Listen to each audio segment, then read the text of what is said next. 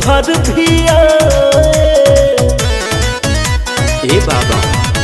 हाँ, सोना सोहमारी के हम बहरत उठाए, हर साल साहबानावा में देवघर भी भक्ति में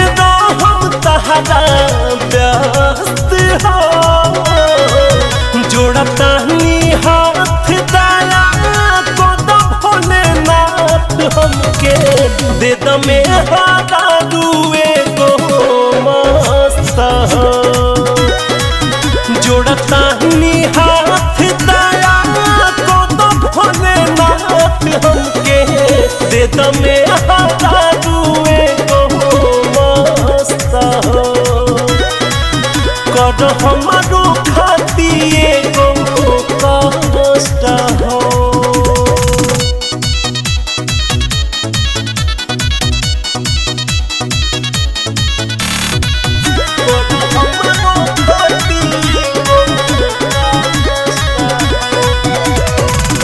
देखे में प्यारी होखे,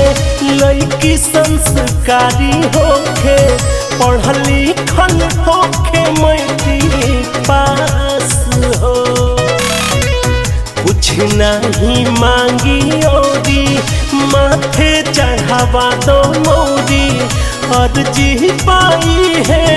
गो खास हो, होखे शरीर से पूरा स्वस्थ हो, जोड़ता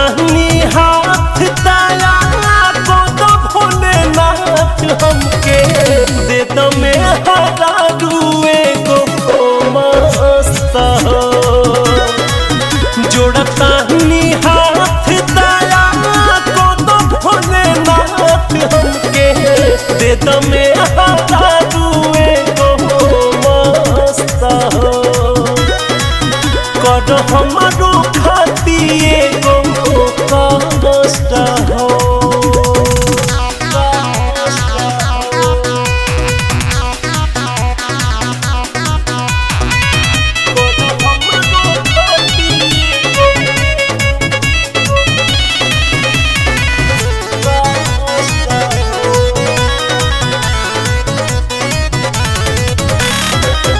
मम्मीला मोर सेट कर,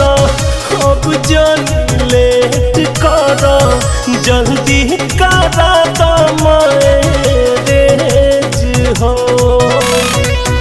पट्टी पट्टीदार हो से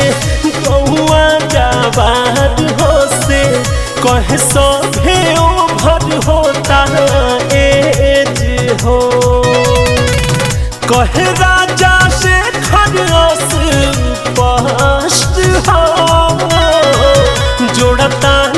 हाथ दया को भोलेनाथ हमके दे दमे रुए गो